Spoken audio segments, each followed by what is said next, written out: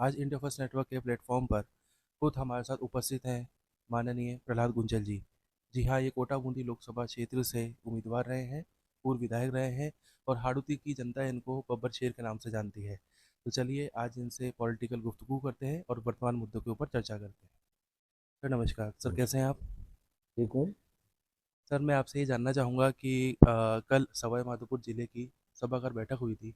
उसके अंदर कांग्रेस नेता और बामनवास विधायक अ, उन्होंने बिजली आपूर्ति समस्या के ऊपर हीरालाल नागर जी जो ऊर्जा मंत्री हैं उनसे सवाल उठाए थे कि जो किसान हैं उसको समय पर बिजली नहीं मिल रही है, ट्रांसफार्मर उपलब्ध नहीं कराए जा रहे हैं और यहाँ पर जो दलाल हैं वो सक्रिय रूप से बीते कई सालों से काम कर रहे हैं।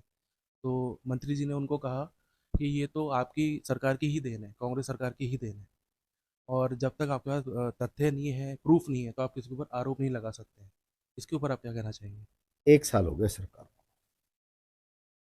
अगर कोई देन और कोई गलती थी तो कांग्रेस सरकार को जनता ने हटा दिया, आपको नया जनादेश दे दिया।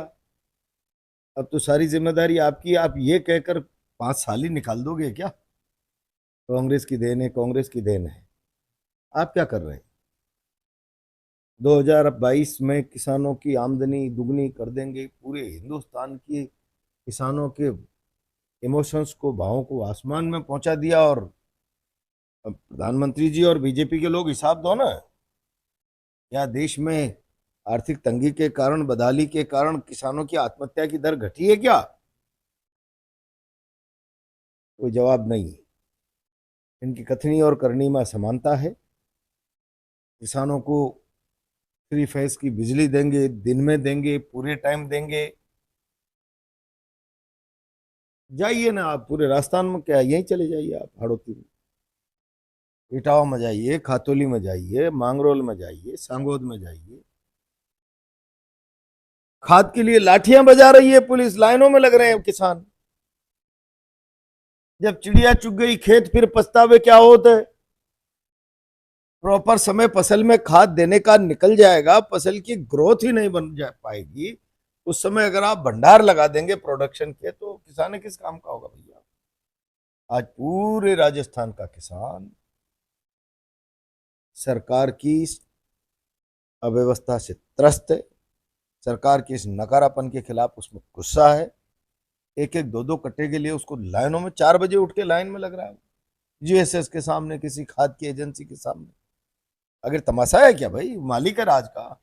आप मालिक थोड़ी हो, आप तो प्रबंध कार्यकारिणी हो। मालिक की तरह बात कर रहे हो आप। मालिकों के साथ नौकरों का बर्ताव कर रहे हो। मैं समझता हूं 1 साल में इस राज्य का नकारात्मक चेहरा राजस्थान की जनता के सामने आ गया है।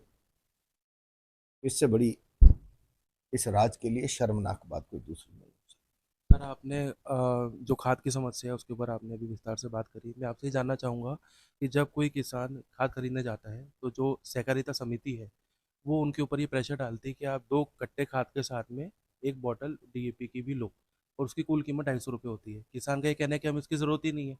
तो ये तो अनावश्यक उनका खर्चा बढ़ाने वाली बात हो गई। ये सवाल जाकर सहकारिता मंत्री से, मुख्यमंत्री से और बिरला जी से करिए ना। बड़ा जोर से स्टेटमेंट दिया था, अब मेमो किट खरीदने की जरूरत नहीं कोटा के लोगों को।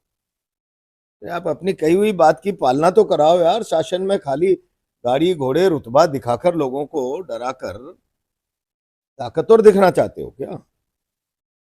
आपकी ताकत का आम आदमी को क्या न्याय और इंसाफ मिल रहा है, उसको क्या राहत मिल रही है, उसमें दिखाओ यार। लोग परेशान हैं। आपकी जुबान की क्या कीमत है? कोई मेमो किट नहीं लेना आप। वो मेमो किट अभी भी हद नहीं मिल रहा उसके बिना किसान। सर जैसा कि हम जानते हैं कि 13 नवंबर को हंसता खेलता और एक शांति प्रिय गांव था समरावदा गांव। वह वो गांव आगजनी और पथराव की भेंट चढ़ गया। उसके पीछे कौन जिम्मेदार है कौन नहीं है ये तो एक अलग बात है, पर जब 2 तारीख को आप समरावदा गांव गए, वहाँ के निवासियों से आप मिले, तो उन्होंने आपको ज़मीनी हकीकत क्या बताई, थोड़ा आप ऐसा हमें है, बताइए। आमतौर पर झगड़े होते हैं, पुलिस के लाठीचार्ज होते हैं, लोगों की चोटपीट भी आ जाती है। लेकिन समझौता अपने आप में एक अलग ही बात है। ऐसा कभी हुआ ही नहीं अंग्रेजों के जमाने में पुलिस आएगी, गांव भाग जाता था, आगजनी करेगी, संपत्ति जला देगी, पशुधन को जला देगी, चारे पानी जला देगी, गोलियां चलाएगी, लोगों को मार देगी। डेमोक्रेसी में ये हो जाए, समझौता में तो पुलिस ही लोगों की गाड़ियां जला रही है, घरों में आग लगा रही है, लोगों के चारा पानी फसल सब जला रही है, अंधाधुंध गोलियां, इतने सारे आंसू गैस के गोले इकट्ठे करके लोगों ने गांव में तो ले गए, लुट गए, पता नहीं कौन कौन बच्चे खेल रहे हैं उनसे। फिरंगी राज का सा चेहरा मैंने कहा है, ये राजस्थान की भजनलाल सरकार का समरावता में 13 तारीख की रात को उपस्थित हुआ। फिरंगी राज, मैंने कहा कोई 100 साल का आदमी जिंदा बैठा होगा, जिसने आजादी के पहले का परिदृश्य देखा होगा, तो उसको समरावता में अंग्रेजों के राज की याद ताजा हो गई। बहुत शर्म। और सरकार को कोई चिंता ही नहीं है कि हमारी पुलिस ने अंग्रेजों की सी पुलिस का बर्ताव जनता के साथ किया है। भजनलाल जी बताइए आप क्या कर रहे हैं आप? बाकी बात कल करेंगे अगर वहां बरवाड़ा में गए। सर एक सवाल और मेरा ये है कि पिछले 20-25 वर्षों से आप और हम देख रहे हैं कि कोटा की इकनॉमी बहुत अच्छी चल रही थी, पर ये दौर ऐसा आया कि कोटा की इकनॉमी अधर में है। जहाँ पर हम ये देख रहे हैं कि बच्चे जो है कोचिंग के अंदर एडमिशन नहीं ले रहे हैं, हॉस्टल्स खाली पड़े हैं, मेस भी बंद हो चुके हैं। कल ही एक फैकल्टी ने सुसाइड किया है, और जब हमने ग्राउंड रिपोर्टिंग करी उसके आधार पर हमें पता लगा कि इसके पीछे जो मुख्य कारण है वो ये है कि कोचिंग संस्थानों के साथ में पॉलिटिकल कॉन्स्पिरेंसी चल रही है। आपका क्या टेक है इस पर? अब इस पर मैं क्या बात करूंगा? अगर पॉलिटिकल कॉन्स्पिरेसी चल रही है तो यहाँ का मीडिया मर गया क्या? उसको जोर से चिल्लाना चाहिए। वो क्यों ताकतवर लोगों के गिरवे बैठा रहता है? और कोचिंग वाले भी तो उन्हीं लोगों के गिरवे बैठे रहते थे जिन पर आज शहर में डायरेक्ट इनडायरेक्ट आरोप लग रहे हैं।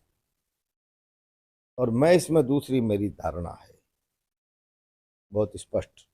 वो अलग बात है कि आज कोचिंग इस शहर की आजीविका का आधार बन गया और आम आदमी हॉस्टल, रोजी रोटी, पानी, चाय, दुकान, लाखों लोगों का आना जाना, ये विद्यालय शिक्षा का राजस्थान में सर्वनाश हो रहा है। कोचिंग में लाखों लोग आ रहे हैं तो फिर विद्यालय क्या कर रहे हैं? डमी विद्यालय चल रहे हैं। हाल है भाई। ये बहुत गहन चिंतन का और उसका विषय है, मैं इस पर ज्यादा नहीं बोलूंगा। सरकारों को और शिक्षा जगत से जुड़े लोगों को, जो 4 लाख अध्यापक हैं राजस्थान में, उन 4 लाख लोगों के लिए शर्म की बात है कि उनके पढ़ने पढ़ाने पर विश्वास करने के बजाय कोचिंग में बच्चा भाग रहा, अपना कैरियर यहाँ सुरक्षित महसूस कर रहा है। और उस व्यवस्था को संचालित करने वाली सरकार के मुंह पे भी एक काला सा तमाचा और धब्बा है। इतनी बात कहूंगा। सर मैं आपसे जानना चाहूँगा कि पिछले हफ्ते एक मूवी आई थी साबरमती रिपोर्ट, जिसमें गोधरा कांड का सच निकल के सामने आया था। तो खैर मैं उसकी डिटेल में नहीं जाऊँगा। मैं आपसे ये पूछना चाहता हूँ कि उस मूवी को खुद मोदी जी और अमित शाह ने, जो एक्टर थे उसके साथ में बैठ के वो मूवी देखी, देश भर में टैक्स फ्री कराई। मूवी देख के जब वो बाहर निकले तो उस एक्टर ने रिटायरमेंट दे दी, उसको अंडरवर्ल्ड से थ्रेट आया। तो सर क्या ये मान लिया जाए कि अगर आप और मैं पीएम के साथ बैठे हैं तो भी सुरक्षित नहीं है, और आम आदमी की सुरक्षा का क्या होगा? पहले प्रधानमंत्री जी से जाके पूछिए ना। खुद के चेहरा साफ करने के लिए, फेस वॉश से धोने के लिए पिक्चरें बनाओ और फिर प्रोपेगेंडा करो, देखो इस पिक्चर को मैं देख रहा हूँ और इसमें साफ तस्वीर होगी। पहले इसका जवाब दीजिए, बाकी चीज देश अपने आप समझ जाएगा।